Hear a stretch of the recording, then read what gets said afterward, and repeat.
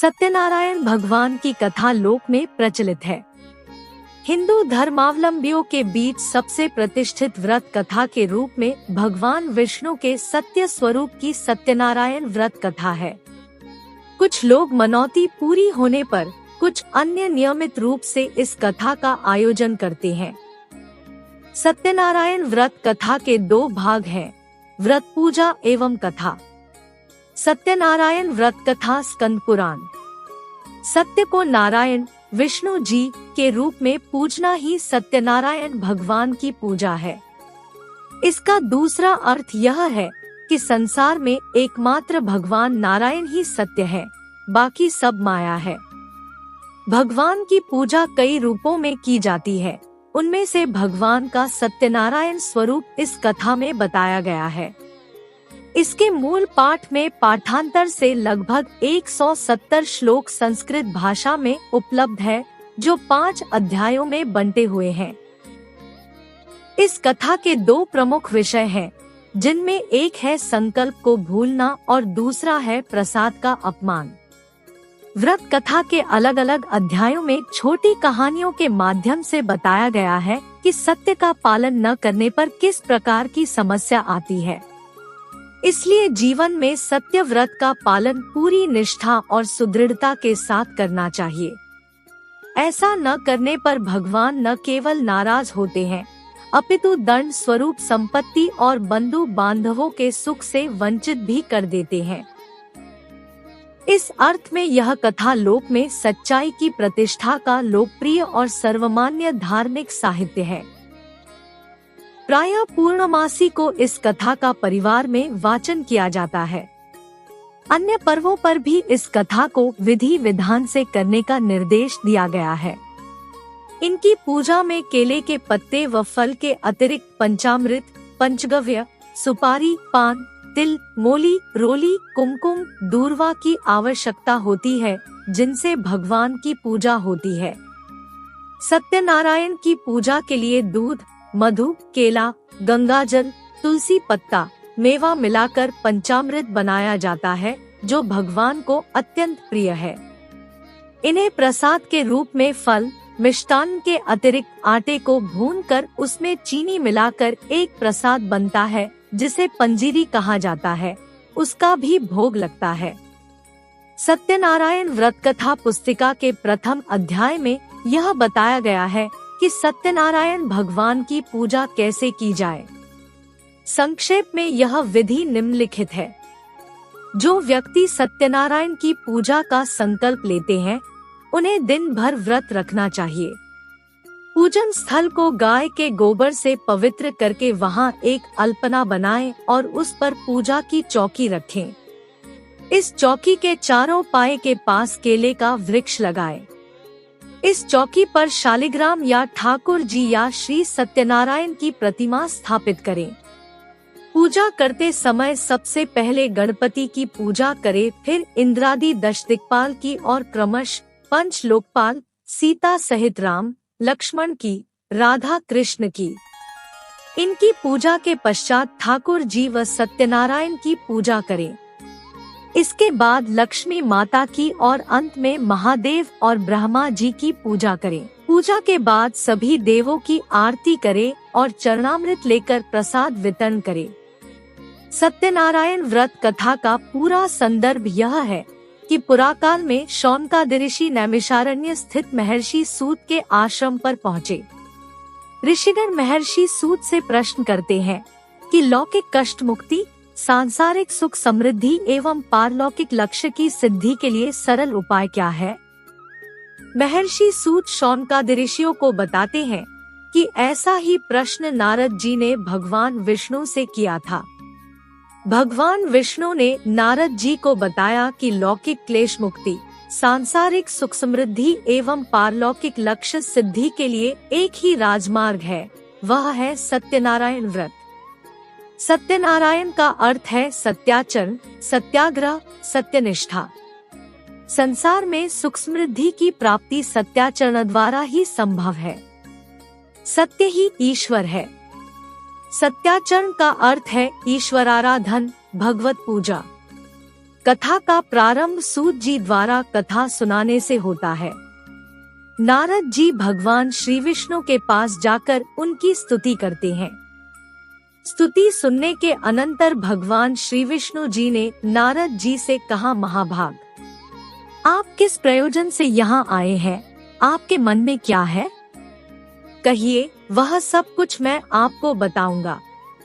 नारद जी बोले, भगवन, मृत्युलोक में अपने पापकर्मों के द्वारा विभिन्न योनियों में उत्पन्न सभी लोग बहुत प्रकार के क्लेशों से दुखी हो रहे हैं। हे नाथ, किस लघु उपाय से उनके कष्टों का निवारण हो सकेगा? यदि आपकी मेरे ऊपर कृपा हो तो वह सब मैं सुनना चाहता हूँ, उसे बताएं। श्री भगवान ने कहा, हे वत्स, संसार के ऊपर अनुग्रह करने की इच्छा से आपने बहुत अच्छी बात पूछी है। जिस व्रत के करने से प्राणी मोह से मुक्त हो जाता है, उसे आपको बताता हूँ, सुने। हे वत्स, स्वर्ग और मृत्युलोक में दुर्लभ भगवान सत्यनारायण का एक महान पुण्यप्रद व्रत है। आपके स्नेह के कारण इस समय मैं उसे कह रहा हूँ। अच्छी प्रकार विधि विधान से भगवान सत्यनारायण व्रत करके मनुष्य शीघ्र ही सुख प्राप्त कर परलोक में मोक्ष प्राप्त कर सकता है। भगवान की ऐसी वाणी सुनकर नारद मुनि ने कहा, प्रभु, इस व्रत को करने का फल क्या है? इसका विधान क्या है? इस व्रत को किसने किया और इसे कब करना चाहिए? यह सब विस्तार पूर्वक बतलाइए। श्री भगवान ने कहा, यह सत्यनारायण व्रत दुख शोक आदि का शमन करने वाला, धन धान्य की वृद्धि करने वाला, सौभाग्य और संतान देने वाला तथा सर्वत्र विजय प्रदान करने वाला है। जिस किसी भी दिन भक्ति और श्रद्धा से समन्वित होकर मनुष्य ब्राह्मणों और बंधु बांधवों के साथ धर्म में तत्पर होकर सायंकाल भगवान सत्यनारायण की पूजा करे, नैवेद्य के रूप में उत्तम कोटि के भोजनीय पदार्थ को सवाया मात्रा में भक्ति पूर्वक अर्पित करना चाहिए। केले के फल, घी, दूध, गेहूं का चूर्ण अथवा गेहूं के चूर्ण के अभाव में साठी चावल का चूर्ण, शक्कर या गुड़, यह सब भक्ष्य सामग्री सवाया मात्रा में एकत्र कर निवेदित करनी चाहिए। बंधु बांधवों के साथ श्री सत्यनारायण भगवान की कथा सुनकर दक्षिणा देनी चाहिए। तदंतर बंधु बांधवों के साथ भोजन कराना चाहिए। भक्ति पूर्वक प्रसाद ग्रहण करके नृत्य गीत आदि का आयोजन करना चाहिए। तदंतर भगवान सत्यनारायण का स्मरण करते हुए अपने घर जाना चाहिए। ऐसा करने से मनुष्यों की अभिलाषा अवश्य पूर्ण होती है। विशेष रूप से कलयुग में, पृथ्वीलोक में यह सबसे छोटा सा उपाय है। दूसरा अध्याय संपादित करें। श्री सूत जी बोले, हैं द्विजों, अब मैं पुनः पूर्व काल में जिसने इस सत्यनारायण व्रत को किया था उसे भली भांति विस्तार पूर्वक कहूँगा। रमणीय काशी नामक नगर में कोई अत्यंत निर्धन ब्राह्मण रहता था। भूख और प्यास से व्याकुल होकर वह प्रतिदिन पृथ्वी पर भटकता रहता था। भगवान ने उस दुखी को देखकर वृद्ध का रूप धारण करके उस द्विज से आदर पूर्वक पूछा, है प्रतिदिन अत्यंत दुखी होकर तुम किस लिए पृथ्वी पर भ्रमण करते रहते हो? हे द्विज श्रेष्ठ, यह सब बतलाओ, मैं सुनना चाहता हूँ। बोला, प्रभु, मैं अत्यंत दरिद्र हूँ और भिक्षा के लिए ही पृथ्वी पर घूमा करता हूँ। यदि मेरी इस दरिद्रता को दूर करने का आप कोई उपाय जानते हो तो कृपा पूर्वक बतलाइए। वृद्ध बोला, हे देव, सत्यनारायण भगवान विष्णु अभीष्ट फल को देने वाले हैं। हे विप्र, तुम उनका उत्तम व्रत करो, जिसे करने से मनुष्य सभी दुखों से मुक्त हो जाता है।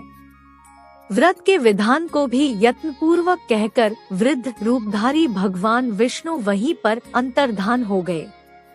वृद्ध ने जैसा कहा है उस व्रत को अच्छी प्रकार से वैसे ही करूँगा, यह सोचते हुए उसको रात में नींद नहीं आई। अगले दिन प्रातःकाल उठकर सत्यनारायण का व्रत करूँगा ऐसा संकल्प करके वह भिक्षा के लिए चल पड़ा। उस दिन भिक्षा में बहुत सा धन प्राप्त हुआ। उसी धन से उसने बंधु बांधवों के साथ भगवान सत्यनारायण का व्रत किया। इस व्रत के प्रभाव से वह श्रेष्ठ सभी दुखों से मुक्त होकर समस्त संपत्तियों से संपन्न हो गया। उस दिन से लेकर प्रत्येक महीने उसने यह व्रत किया। इस प्रकार भगवान सत्यनारायण के इस व्रत को करके वह श्रेष्ठ सभी पापों से मुक्त हो गया और उसने दुर्लभ मोक्ष पद को प्राप्त किया। हे विप्र, पृथ्वी पर जब भी कोई मनुष्य श्री सत्यनारायण का व्रत करेगा, उसी समय उसके समस्त दुख नष्ट हो जाएंगे। इस प्रकार भगवान नारायण ने महात्मा नारद जी से जो कुछ कहा, मैंने वह सब आप लोगों से कह दिया। आगे अब और क्या कहूँ? हे मुने, इस पृथ्वी पर उससे सुने हुए इस व्रत को किसने किया? हम वह सब सुनना चाहते हैं। उस व्रत पर हमारी श्रद्धा हो रही है। श्री सूत जी बोले, मुनियों, पृथ्वी पर जिसने यह व्रत किया उसे आप लोग सुने। एक बार वह द्विजश्रेष्ठ अपनी धन संपत्ति के अनुसार बंधु बांधवों तथा परिवारजनों के साथ व्रत करने के लिए उद्यत हुआ। इसी बीच एक लकड़हारा वहां आया और लकड़ी बाहर रखकर उस ब्राह्मण के घर गया। प्यास से व्याकुल वह उसको व्रत करता हुआ देख प्रणाम करके उससे बोला, प्रभु, आप यह क्या कर रहे हैं? इसके करने से किस फल की प्राप्ति होती है? विस्तार पूर्वक मुझसे कहिए। विप्र ने कहा, यह सत्यनारायण का व्रत है जो सभी मनोरथों को प्रदान करने वाला है। उसी के प्रभाव से मुझे यह सब महान धन धान्य आदि प्राप्त हुआ है। जल पीकर तथा प्रसाद ग्रहण करके वह नगर चला गया। सत्यनारायण देव के लिए मन से ऐसा सोचने लगा कि आज लकड़ी बेचने से जो धन प्राप्त होगा, उसी धन से भगवान सत्यनारायण का श्रेष्ठ व्रत करूंगा। इस प्रकार मन से चिंतन करता हुआ लकड़ी को मस्तक पर रखकर उस सुंदर नगर में गया जहां धन संपन्न लोग रहते थे। उस दिन उसने लकड़ी का दुगुना मूल्य प्राप्त किया। इसके बाद प्रसन्न हृदय होकर वह पके हुए केले का फल, शर्करा, घी, दूध और गेहूं का चूर्ण सवाया मात्रा में लेकर अपने घर आया। तत्पश्चात उसने अपने बांधवों को बुलाकर विधि विधान से भगवान श्री सत्यनारायण का व्रत किया। उस व्रत के प्रभाव से वह धनपुत्र से संपन्न हो गया और इस लोक में अनेक सुखों का उपभोग कर अंत में सत्यपुर अर्थात बैकुंठलोक चला गया। श्री सूत जी बोले, श्रेष्ठ मुनियों, अब मैं पुनः आगे की कथा कहूँगा, आप लोग सुने। प्राचीन काल में उल्कामुख नाम का एक राजा था। वह जितेंद्रिय, सत्यवादी तथा अत्यंत बुद्धिमान था। वह विद्वान राजा प्रतिदिन देवालय जाता और धन देकर संतुष्ट करता था। कमल के समान मुख वाली उसकी धर्मपत्नी शील, विनय एवं सौंदर्य आदि गुणों से संपन्न तथा पतिपरायणा थी। राजा एक दिन अपनी धर्मपत्नी के साथ भद्रशिला नदी के तट पर श्री सत्यनारायण का व्रत कर रहा था।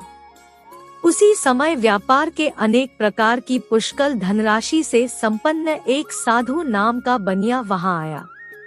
भद्रशिला नदी के तट पर नाव को स्थापित कर वह राजा के समीप गया और राजा को उस व्रत में दीक्षित देखकर विनयपूर्वक पूछने लगा। साधु ने कहा, राजन, आप भक्तियुक्त चित्त से यह क्या कर रहे हैं? कृपया वह सब बताइए, इस समय मैं सुनना चाहता हूँ। राजा बोले, हे साधु, पुत्र आदि की प्राप्ति की कामना से अपने बंधु बांधवों के साथ मैं अतुल तेज संपन्न भगवान विष्णु का व्रत एवं पूजन कर रहा हूँ। राजा की बात सुनकर साधु ने आदर पूर्वक कहा, राजन, इस विषय में आप मुझे सब कुछ विस्तार से बतलाइए। आपके कथनानुसार मैं व्रत एवं पूजन करूँगा। मुझे भी संतति नहीं है, इससे अवश्य ही संतति प्राप्त होगी। ऐसा विचार कर वह व्यापार से निवृत्त हो आनंद पूर्वक अपने घर आया। उसने अपनी भार्या से संतति प्रदान करने वाले इस सत्यव्रत को विस्तार पूर्वक बताया तथा जब मुझे संतति प्राप्त होगी तब मैं इस व्रत को करूँगा। इस प्रकार उस साधु ने अपनी भार्या लीलावती से कहा।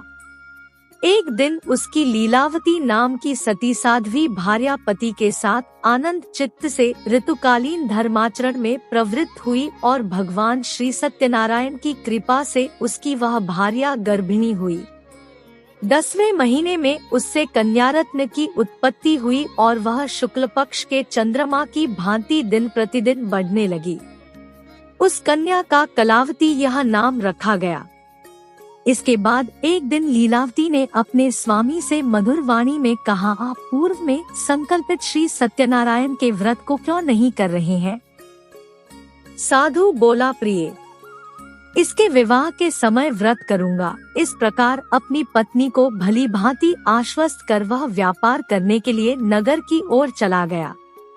इधर कन्या कलावती पिता के घर में बढ़ने लगी। तदंतर धर्मज्ञ साधु ने नगर में सखियों के साथ क्रीड़ा करती हुई अपनी कन्या को विवाह योग्य देखकर आपस में मंत्रणा करके कन्या विवाह के लिए श्रेष्ठ वर का अन्वेषण करो ऐसा दूत से कहकर शीघ्र ही उसे भेज दिया। उसकी आज्ञा प्राप्त करके दूत कांचन नामक नगर में गया और वहां से एक वणिक का पुत्र लेकर आया। उस साधु ने उस वणिक के पुत्र को सुंदर और गुणों से संपन्न देखकर अपनी जाति के लोगों तथा बंधु बांधवों के साथ संतुष्ट चित्त हो विधि विधान से वणिक पुत्र के हाथ में कन्या का दान कर दिया। उस समय वह साधु बनिया दुर्भाग्यवश भगवान का वह उत्तम व्रत भूल गया। पूर्व संकल्प के अनुसार विवाह के समय में व्रत न करने के कारण भगवान उस पर रुष्ट हो गए। कुछ समय के पश्चात अपने व्यापार कर्म में कुशल वह साधु बनिया काल की प्रेरणा से अपने दामाद के साथ व्यापार करने के लिए समुद्र के समीप स्थित रत्नसारपुर नामक सुंदर नगर में गया और अपने श्री संपन्न दामाद के साथ वहां व्यापार करने लगा। उसके बाद वे दोनों राजा चंद्रकेतु के रमणीय उस नगर में गए। उसी समय भगवान श्री सत्यनारायण ने उसे भ्रष्ट प्रतिज्ञा देखकर इसे दारुण कठिन और महान दुख प्राप्त होगा यह शाप दे दिया। एक दिन एक चोर राजा चंद्रकेतु के धन को चुराकर वहीं आया जहां दोनों वणिक स्थित थे। वह अपने पीछे दौड़ते हुए दूतों को देखकर भयभीत चित्त से धन वहीं छोड़कर शीघ्र ही छिप गया। इसके बाद राजा के दूत वहां आ गए जहां वह साधु वणिक था। वहां राजा के धन को देखकर वे दूत उन दोनों वणिक पुत्रों को बांध कर ले आए और हर्षपूर्वक दौड़ते हुए राजा से बोले, प्रभु, हम 2 चोर पकड़ लाए हैं, इन्हें देखकर आप आज्ञा दें। राजा की आज्ञा से दोनों शीघ्र ही दृढ़ता पूर्वक बांधकर बिना विचार किए महान कारागार में डाल दिए गए। भगवान सत्यदेव की माया से किसी ने उन दोनों की बात नहीं सुनी और राजा चंद्रकेतु ने उन दोनों का धन भी ले लिया। भगवान के शाप से वणिक के घर में उसकी भार्या भी अत्यंत दुखित हो गई और उनके घर में सारा का सारा जो धन था वह चोर ने चुरा लिया। लीलावती शारीरिक तथा मानसिक पीड़ाओं से युक्त, भूख और प्यास से दुखी हो अन्न की चिंता से दर-दर भटकने लगी। कलावती कन्या भी भोजन के लिए इधर उधर प्रतिदिन घूमने लगी। एक दिन भूख से पीड़ित कलावती एक के घर गई। वहां जाकर उसने श्री सत्यनारायण के व्रत पूजन को देखा। वहां बैठकर उसने कथा सुनी और वरदान मांगा। उसके बाद प्रसाद ग्रहण करके वह कुछ रात होने पर घर गई। माता ने कलावती कन्या से प्रेम पूर्वक पूछा, पुत्री, रात में तू कहाँ रुक गई थी? तुम्हारे मन में क्या है? कलावती कन्या ने तुरंत माता से कहा, माँ, मैंने एक घर में मनोरथ प्रदान करने वाला व्रत देखा है। कन्या की उस बात को सुनकर वह वणिक की भार्या व्रत करने को उद्यत हुई और प्रसन्न मन से उस साध्वी ने बंधु बांधवों के साथ भगवान श्री सत्यनारायण का व्रत किया तथा इस प्रकार प्रार्थना की, भगवान, आप हमारे पति एवं जामाता के अपराध को क्षमा करें। वे दोनों अपने घर शीघ्र आ जाएं। इस व्रत से भगवान सत्यनारायण पुनः संतुष्ट हो गए तथा उन्होंने नृपश्रेष्ठ चंद्रकेतु को स्वप्न दिखाया और स्वप्न में कहा, नृपश्रेष्ठ, प्रातः काल दोनों वणिकों को छोड़ दो और वह सारा धन भी दे दो जो तुमने उनसे इस समय ले लिया है, अन्यथा राज्य, धन एवं पुत्र सहित तुम्हारा सर्वनाश कर दूंगा। राजा से स्वप्न में ऐसा कहकर भगवान सत्यनारायण अंतर्धान हो गए।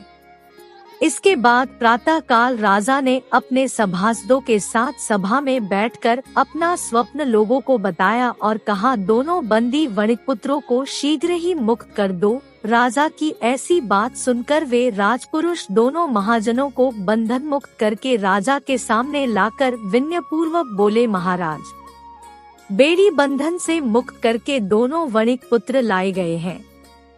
इसके बाद दोनों महाजन नृपश्रेष्ठ चंद्रकेतु को प्रणाम करके अपने पूर्व वृतांत का स्मरण करते हुए भयविह्वल हो गए और कुछ बोल न सके। राजा ने वणिक पुत्रों को देखकर आदर पूर्वक कहा, आप लोगों को प्रारब्धवश यह महान दुख प्राप्त हुआ है, इस समय अब कोई भय नहीं है। ऐसा कहकर उनकी बेड़ी खुलवाकर क्षौरकर्म आदि कराया। राजा ने वस्त्र अलंकार देकर उन दोनों वणिक पुत्रों को संतुष्ट किया तथा सामने बुलाकर वाणी द्वारा अत्यधिक आनंदित किया। पहले जो धन लिया था उसे दूना करके दिया। उसके बाद राजा ने पुनः उनसे कहा, साधु, अब आप अपने घर को जाएं। राजा को प्रणाम करके आपकी कृपा से हम जा रहे हैं। ऐसा कहकर उन दोनों महावैश्यों ने अपने घर की ओर प्रस्थान किया। श्री सूत जी बोले, साधु बनिया मंगलाचरण कर और ब्राह्मणों को धन देकर अपने नगर के लिए चल पड़ा। साधु के कुछ दूर जाने पर भगवान सत्यनारायण की उसकी सत्यता की परीक्षा के विषय में जिज्ञासा हुई। साधु, तुम्हारी नाव में क्या भरा है? तब धन के मद में चूर दोनों महाजनों ने अवहेलना पूर्वक हंसते हुए कहा, दंडिन, क्यों पूछ रहे हो? क्या कुछ द्रव्य लेने की इच्छा है? हमारी नाव में तो लता और पत्ते आदि भरे हैं। ऐसी निष्ठुर वाणी सुनकर तुम्हारी बात सच हो जाए, ऐसा कहकर दंडी सन्यासी को रूप धारण किए हुए भगवान कुछ दूर जाकर समुद्र के समीप बैठ गए। दंडी के चले जाने पर नित्य क्रिया करने के पश्चात उतराई हुई अर्थात जल में ऊपर की ओर उठी हुई नौका को देखकर साधु अत्यंत आश्चर्य में पड़ गया और नाव में लता और पत्ते आदि देखकर मूर्छित हो पृथ्वी पर गिर पड़ा। सचेत होने पर वणिक पुत्र चिंतित हो गया। तब उसके दामाद ने इस प्रकार कहा, आप शोक क्यों करते हैं? दंडी ने शाप दे दिया है। इस स्थिति में वे ही चाहे तो सब कुछ कर सकते हैं, इसमें संशय नहीं। आता उन्हीं की शरण में हम चले, वही मन की इच्छा पूर्ण होगी। दामाद की बात सुनकर वह साधु बनिया उनके पास गया और वहां दंडी को देखकर उसने भक्ति पूर्वक उन्हें प्रणाम किया तथा आदर पूर्वक कहने लगा, आपके सम्मुख मैंने जो कुछ कहा है, असत्य भाषण रूप अपराध किया है, आप मेरे उस अपराध को क्षमा करें। ऐसा कहकर बारंबार प्रणाम करके वह महान शोक से आकुल हो गया। दंडी ने उसे रोता हुआ देखकर कहा, हे मूर्ख, रो मत, मेरी बात सुनो। मेरी पूजा से उदासीन होने के कारण तथा मेरी आज्ञा से ही तुमने बारंबार दुख प्राप्त किया है। भगवान की ऐसी वाणी सुनकर वह उनकी स्तुति करने लगा। साधु ने कहा, हे प्रभु, यह आश्चर्य की बात है कि आपकी माया से मोहित होने के कारण ब्रह्मा आदि देवता भी आपके गुणों और रूपों को यथावत रूप से नहीं जान पाते, फिर मैं मूर्ख आपकी माया से मोहित होने के कारण कैसे जान सकता हूँ? आप प्रसन्न हो, मैं अपनी धन संपत्ति के अनुसार आपकी पूजा करूँगा। मैं आपकी शरण में आया हूँ। मेरा जो नौका में स्थित पूरा धन था उसकी तथा मेरी रक्षा करे। उस बनिया की भक्तियुक्त वाणी सुनकर भगवान जनार्दन संतुष्ट हो गए। भगवान हरि उसे अभीष्ट वर प्रदान करके वहीं अंतर्धान हो गए। उसके बाद वह साधु अपनी नौका में चढ़ा और उसे धन धान्य से परिपूर्ण देखकर भगवान सत्यदेव की कृपा से हमारा मनोरथ सफल हो गया ऐसा कहकर स्वजनों के साथ उसने भगवान की विधिवत पूजा की। भगवान श्री सत्यनारायण की कृपा से वह आनंद से परिपूर्ण हो गया और नाव को प्रयत्न पूर्वक संभालकर उसने अपने देश के लिए प्रस्थान किया। साधु बनिया ने अपने दामाद से कहा, वह देखो मेरी रत्नपुरी नगरी दिखाई दे रही है। इसके बाद उसने अपने धन के रक्षक दूत को अपने आगमन का समाचार देने के लिए अपनी नगरी में भेजा। उसके बाद उस दूत ने नगर में जाकर साधु की भार्या को देख हाथ जोड़कर प्रणाम किया तथा उसके लिए अभीष्ट बात कही। सेठ जी अपने दामाद तथा बंधुवर्गों के साथ बहुत सारे धन धान्य से संपन्न होकर नगर के निकट पधार गए हैं। दूत के मुख से यह बात सुनकर वह महान आनंद से विह्वल हो गई और उस साध्वी ने श्री सत्यनारायण की पूजा करके अपनी पुत्री से कहा, मैं साधु के दर्शन के लिए जा रही हूँ, तुम शीघ्र आओ। माता का ऐसा वचन सुनकर व्रत को समाप्त करके प्रसाद का परित्याग कर वह कलावती भी अपने पति का दर्शन करने के लिए चल पड़ी। इससे भगवान सत्यनारायण रुष्ट हो गए और उन्होंने उसके पति को तथा नौका को धन के साथ हरण करके जल में डुबो दिया। इसके बाद कलावती कन्या अपने पति को न देख महान शोक से रुदन करती हुई पृथ्वी पर गिर पड़ी। नाव का अदर्शन तथा कन्या को अत्यंत दुखी देख भयभीत मन से साधु बनिया से सोचा, यह क्या आश्चर्य हो गया।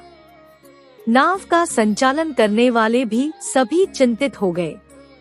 तदंतर वह लीलावती भी कन्या को देखकर विह्वल हो गई और अत्यंत दुख से विलाप करती हुई अपने पति से इस प्रकार बोली, अभी अभी नौका के साथ वह कैसे अलक्षित हो गया, न जाने किस देवता की उपेक्षा से वह नौका हरण कर ली गई, अथवा श्री सत्यनारायण का महात्म्य कौन जान सकता है। ऐसा कहकर वह स्वजनों के साथ विलाप करने लगी और कलावती कन्या को गोद में लेकर रोने लगी। कलावती कन्या भी अपने पति के नष्ट हो जाने पर दुखी हो गई और पति की पादुका लेकर उनका अनुगम करने के लिए उसने मन में निश्चय किया। कन्या के इस प्रकार के आचरण को देख भार्या सहित वह धर्मज्ञ साधु बनिया अत्यंत शोक संतप्त हो गया और सोचने लगाया, तो भगवान सत्यनारायण ने यह अपहरण किया है अथवा हम सभी भगवान सत्यदेव की माया से मोहित हो गए हैं। अपनी धन शक्ति के अनुसार मैं भगवान श्री सत्यनारायण की पूजा करूंगा।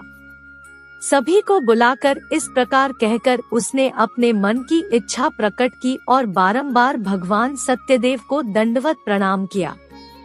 इससे दीनों के परिपालक भगवान सत्यदेव प्रसन्न हो गए। भक्तवत्सल भगवान ने कृपा पूर्वक कहा, तुम्हारी कन्या प्रसाद छोड़कर अपने पति को देखने चली आई है, निश्चय ही इसी कारण उसका पति अदृश्य हो गया है। यदि घर जाकर प्रसाद ग्रहण करके वह पुनः आए तो हे साधु बनिया, तुम्हारी पुत्री पति को प्राप्त करेगी, इसमें संशय नहीं। कन्या कलावती भी आकाश मंडल से ऐसी वाणी सुनकर शीघ्र ही घर गई और उसने प्रसाद ग्रहण किया। पुनः आकर स्वजनों तथा अपने पति को देखा। तब कलावती कन्या ने अपने पिता से कहा, अब तो घर चलें, विलंब क्यों कर रही हैं? कन्या की वह बात सुनकर वणिक पुत्र संतुष्ट हो गया और विधि विधान से भगवान सत्यनारायण का पूजन करके धन तथा बंधु बांधवों के साथ अपने घर गया। तदंतर पूर्णिमा तथा संक्रांति पर्वों पर भगवान सत्यनारायण का पूजन करते हुए इस लोक में सुख भोग कर अंत में वह सत्यपुर बैकुंठलोक में चला गया। श्री सूत जी बोले, श्रेष्ठ मुनियों, अब इसके बाद मैं दूसरी कथा कहूँगा, आप लोग सुने। अपनी प्रजा का पालन करने में तत्पर तुंगध्वज नामक एक राजा था। उसने सत्यदेव के प्रसाद का परित्याग करके दुख प्राप्त किया। एक बार वह वन में जाकर और वहां बहुत से पशुओं को मारकर वटवृक्ष के नीचे आया। वहां उसने देखा कि गोपगण बंधु बांधवों के साथ संतुष्ट होकर भक्ति पूर्वक भगवान सत्यदेव की पूजा कर रहे हैं। राजा यह देखकर भी अहंकारवश न तो वहां गया और न ही उसने भगवान सत्यनारायण को प्रणाम ही किया। पूजन के बाद सभी गोपगण भगवान का प्रसाद राजा के समीप रखकर वहां से लौट आए और इच्छानुसार उन सभी ने भगवान का प्रसाद ग्रहण किया। इधर राजा को प्रसाद का परित्याग करने से बहुत दुख हुआ। उसका संपूर्ण धन धान्य एवं सभी 100 पुत्र नष्ट हो गए। राजा ने मन में यह निश्चय किया कि अवश्य ही भगवान सत्यनारायण ने हमारा नाश कर दिया है, इसलिए मुझे वहां जाना चाहिए जहां श्री सत्यनारायण का पूजन हो रहा था।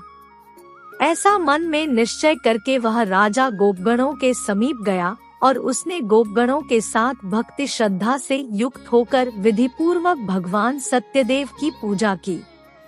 भगवान सत्यदेव की कृपा से वह पुनः धन और पुत्रों से संपन्न हो गया तथा इस लोक में सभी सुखों का उपभोग कर अंत में सत्यपुर वैकुंठलोक को प्राप्त हुआ। श्री सूत जी कहते हैं, जो व्यक्ति इस परम दुर्लभ श्री सत्यनारायण के व्रत को करता है और पुण्य में तथा फल प्रदायिनी भगवान की कथा को भक्तियुक्त होकर सुनता है, उसे भगवान सत्यनारायण की कृपा से धन धान्य आदि की प्राप्ति होती है। दरिद्र धनवान हो जाता है, बंधन में पड़ा हुआ बंधन से मुक्त हो जाता है, डरा हुआ व्यक्ति भय मुक्त हो जाता है। यह सत्य बात है, इसमें संशय नहीं। इस लोक में वह सभी इप्सित फलों का भोग प्राप्त करके अंत में सत्यपुर वैकुंठ लोक को जाता है। इस प्रकार मैंने आप लोगों से भगवान सत्यनारायण के व्रत को कहा, जिसे करके मनुष्य सभी दुखों से मुक्त हो जाता है। कलयुग में तो भगवान सत्यदेव की पूजा विशेष फल प्रदान करने वाली है। भगवान विष्णु को ही कुछ लोक काल, कुछ लोक सत्य, कोई ईश और कोई सत्यदेव तथा दूसरे लोक सत्यनारायण नाम से कहेंगे। अनेक रूप धारण करके भगवान सत्यनारायण सभी का मनोरथ सिद्ध करते हैं। कलयुग में सनातन भगवान विष्णु ही सत्यव्रत रूप धारण करके सभी का मनोरथ पूर्ण करने वाले होंगे। हे श्रेष्ठ मुनियों, जो व्यक्ति नित्य भगवान सत्यनारायण की इस व्रत कथा को पढ़ता है, सुनता है, भगवान सत्यनारायण की कृपा से उसके सभी पाप नष्ट हो जाते हैं। हे मुनीश्वरों, पूर्व काल में जिन लोगों ने भगवान सत्यनारायण का व्रत किया था, उसके अगले जन्म का वृतांत कहता हूँ, आप लोग सुने। महान प्रज्ञा संपन्न सत्यनारायण व्रत करने के प्रभाव से दूसरे जन्म में सुदामा हुए और उस जन्म में भगवान श्री कृष्ण का ध्यान करके उन्होंने मोक्ष प्राप्त किया। लकड़हारा भिल्ल गुहो का राजा हुआ और अगले जन्म में उसने भगवान श्री राम की सेवा करके मोक्ष प्राप्त किया। महाराज उल्कामुख दूसरे जन्म में राजा दशरथ हुए, जिन्होंने श्री रंगनाथ जी की पूजा करके अंत में वैकुंठ प्राप्त किया। इसी प्रकार धार्मिक और सत्यव्रती साधु पिछले जन्म के सत्यव्रत के प्रभाव से दूसरे जन्म में मोरध्वज नामक राजा हुआ। उसने आरे से चीरकर अपने पुत्र की आधी देह भगवान विष्णु को अर्पित करके मोक्ष प्राप्त किया। महाराजा तुंगध्वज जन्मांतर में स्वयंभुव मनु हुए और भगवत संबंधी संपूर्ण कार्यों का अनुष्ठान करके वैकुंठलोक को प्राप्त हुए।